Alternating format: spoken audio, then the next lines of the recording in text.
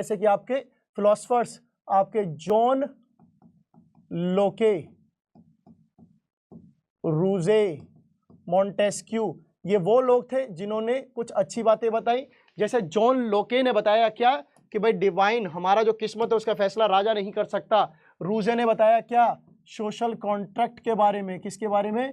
Social contract के बारे में। मॉन्टेस्क्यू ने क्या बताया? सेपरेशन ऑफ पावर के बारे में, है ना। इन्होंने किसके बारे में बताया? एब्सोल्यूट जो मोनार्क है वो नहीं हो सकता। यही बातें बताई और ये इनकी बातें कॉफी और सैलून्स में जाके डिस्कस होने लगी। आई होप मैंने पूरा आपको एक समराइज कर दिया। बढ़ते हैं आउटब्रेक ऑफ रिवॉल्यूशन, क्योंकि अब लोगों के बीच में बातें हो रही हैं, चर्चाएं हो रही हैं, तो सीधी सी बात है रिवॉल्यूशन स्टार्ट होने वाला है, आउटब्रेक ऑफ रिवॉल्यूशन होता है। तो सुनिए, फ्रांस में जो पुराना मोनार्क था उसमें क्या था कि जो अब राजा को जो टैक्स की बातें हैं, प्रॉब्लम शुरू होती है किसकी सारी को लेके?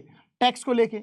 अब जो टैक्स जो इंपोज करता था राजा, जो फाइनलाइज करता था, वो होता था किसकी परमिशन से? वो होता उसके लिए परमिट लगता था किसका? एस्टेट जनरल का। किसका परमिट लगता था? एस्टेट जनरल का लगता था, है ना, जिसे एस्टेट जनरल का परमिट लगता था। अब एस्टेट जनरल ही अप्रूव करता था कि टैक्स लगेगा या नहीं लगेगा, कितना लगेगा। इस एस्टेट जनरल में क्या था?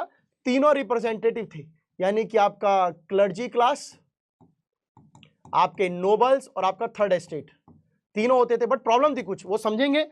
तो पहले क्या था कि आप समझिए फ्रांस में राजा को खुद को इजाजत नहीं है कि वो खुद से टैक्स लगा सके, ठीक है। उसके लिए उसे किसको बुलाना पड़ता था? एक एस्टेट जनरल को बुलाना, एस्टेट जनरल की मीटिंग बुलानी पड़ती थी। एक तरह से आप कह सकते हैं कि एक सभा बुलानी पड़ती थी, लोग के जो ये चुने हुए लोग हैं उसकी सभा बुलानी पड़ती थी। एस्टेट जनरल क्या है? एक पूरी पॉलिटिकल रिप्रेजेंटेटिव बॉडी है। क्या है एस्टेट जनरल? एक पॉलिटिकल रिप्रेजेंटेटिव बॉडी है, पॉलिटिकल रिप्रेजेंटेटिव बॉडी है, ठीक है। अब राजा ने जो है इसका यूज क्यों होता है? इसका यूज क्यों होता है बताइए? यूज देखेंगे तो क्या होगा?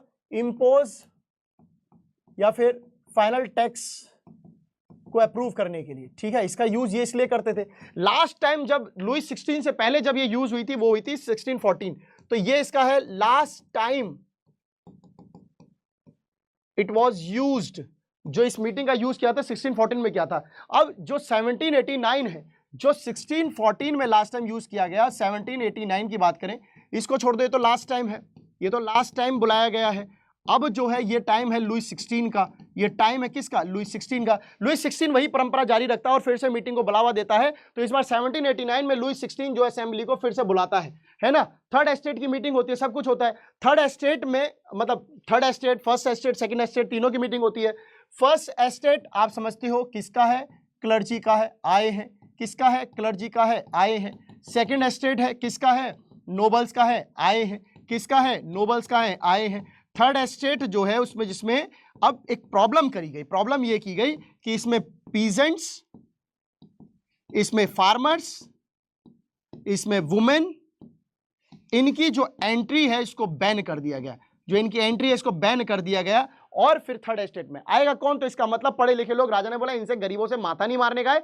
इसका मतलब यहां था, यहां पे प्रॉस्परस मेंबर्स, लॉयर्स, डॉक्टर, वकील ये आए। तो फिर प्रॉब्लम ये है कि इन लोगों की जो गरीबों की समस्या है फिर वो वहां तक कैसे पहुंचेंगी? तो उन्होंने इसके लिए लिखे 40,000 लेटर्स। और किसको थमा दिए? 40,000 लेटर्स थमा दिए भाई साहब, किसको? थर्ड एस्टेट को। थर्ड एस्टेट के उन रिच लोगों को जिनको बोला गया कि भाई आप जाइए और जाकर हमारी प्रॉब्लम्स रखिए, क्योंकि हम तो आ नहीं सकते।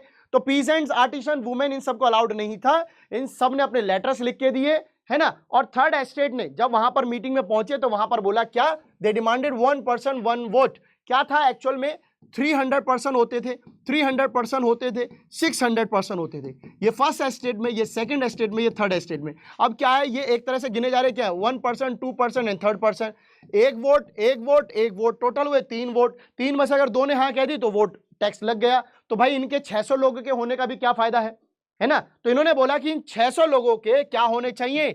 600 वोट्स होने चाहिए, है ना। इनके 300 वोट्स होने चाहिए, इनके 300 वोट्स होने, तब मजा है। राजा ने बोला मैं तुम्हारी बात नहीं मानता। राजा ने इनकी बात नहीं मानी तो ये सब लोग निकल पड़े बाहर। जब राजा हमारी सुन नहीं रहे तो चलिए महल से बाहर। ये आते हैं, आकर जो अपना ग्राउंड में जो खड़े होते हैं, टेनिस कोर्ट जो आपको पता है पैलेस ऑफ वर्साइल्स का, और वहां जाकर खुद को क्या कर देते हैं?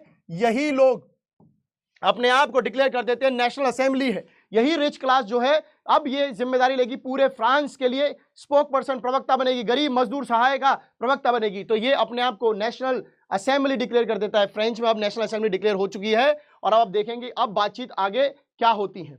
इस नेशनल असेंबली के जो दो लीडर थे जिनका नाम था मिराबियो एंड अबेसियस, दो लीडर थे। मिराबियो की बात बताएं, अबेसियस की बताएं, दोनों के दोनों जो है थर्ड एस्टेट से नहीं है, दोनों के दोनों थर्ड एस्टेट से नहीं है।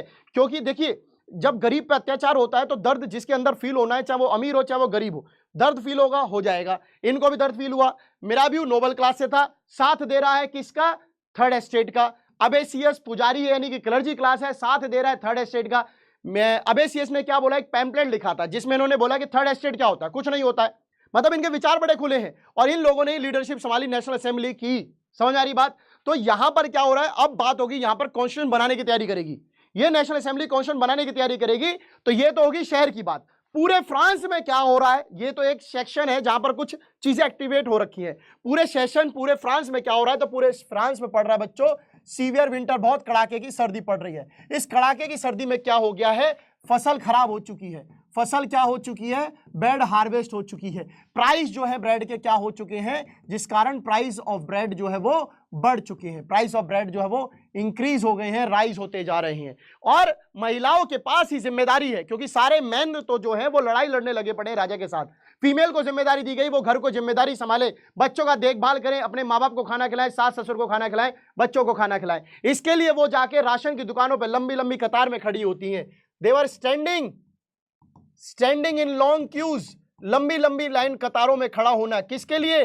फॉर ब्रेड के लिए, फॉर ब्रेड के लिए, जो कि क्या थी, वहां की मेन रोटी थी, स्टेपल डाइट थी, जिसके लिए सब लोग लाइन लगा खड़े होते हैं। बट हो क्या रहा था, वहां पर चल रहा था होर्डिंग, जमाखोरी। क्यों? क्योंकि बैड हार्वेस्ट हो चुकी थी, तो जो बेचने वाले वो चाहते थे कि महंगे से महंगे दाम पर बिके, इसके लिए वो कहते थे दुकान पे कुछ नहीं है। महिलाओं को गुस्सा आया, महिलाओं ने दुकान पर जो अटैक कर दिया, राशन के जो लोग थे, जो राजा के लिए काम कर रहे थे, सब ये जो चाल पाज खेल रहे थे ना, इन सब के ऊपर अटैक कर दिया। इसी अटैक ये 1789 का टाइम है, इसी अटैक को देखते हुए और उन लोगों के विरोध को देखते हुए राजा ने क्या बोला था, अपनी आर्मी को क्या कर दिया था, अपनी सेना को क्या कर दिया था, ऑर्डर दिया था। और यहीं से कनेक्ट होती है वो आपकी 14 जुलाई 1789 वाली कहानी, जहां पर ये रूमर फैला कि राजा ने अपने सेना को हमारे पर अटैक करने के लिए भेज दिया, और लोग जो आग बबूला होकर क्या करते हैं बच्चे, आग बबूला होकर बेस्टाइल जेल पर हमला कर देते हैं।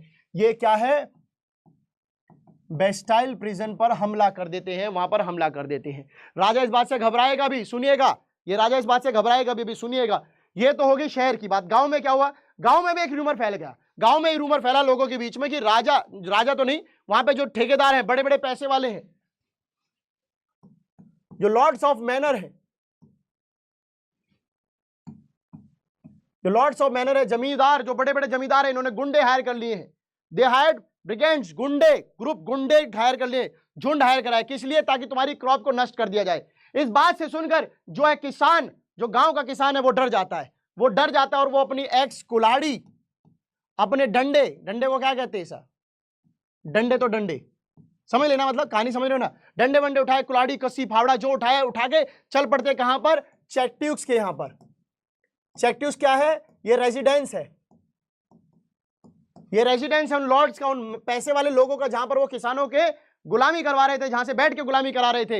यहां पर लोग पहुंचते हैं और तोड़ फाड़ करना शुरू कर देते हैं, जो अनाज इकट्ठा था अनाज लूट लेते हैं, जो कागजात राजा मतलब उन मालिकों ने गिरवी रख रखे थे उनको जला देते हैं और अनाज को लूट कर ले जाते हैं। ये सब गांव में हो रहा है।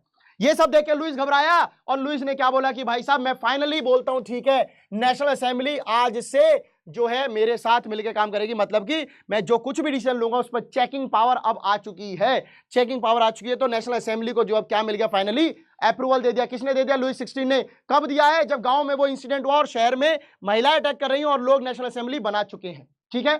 तो उसी रात 4 अगस्त 1789 को कुछ फैसले लिए जाते हैं। क्या फैसले लिए? नेशनल असेंबली ने क्या पास किया? डिक्री, मतलब एक ऑर्डर पास किया। क्या ऑर्डर पास किया? कि फ्यूडल सिस्टम नहीं रहेगा, यानी कि नोबल क्लास की वाट लगा दी। नोबल क्लास आपको, हम उसको कोई चालान, कोई पैसा नहीं देंगे, और पैसा नहीं दिया हम उसके आप गुलाबी में काम भी नहीं करेंगे। दूसरा क्या? क्लर्जी क्लास के लोगों को बोला कि जो उनको प्रिविलेज मिले हुए, टिथे मिला हुआ है, टैक्स पे नहीं करते हैं, उसको हटाओ, टैक्स देंगे। टिथेस को हटाया गया। जो चर्च वालों ने जमीन कब्जे में ले रखी थी, उस जमीन को वापस लिया गया। इन सब के कारण गवर्नमेंट को पता चलता है कि उनके पास 2 बिलियन लीवर्स का जो है वापस इनकम आ गई है। भाई साहब समझ में आई कि नहीं आई?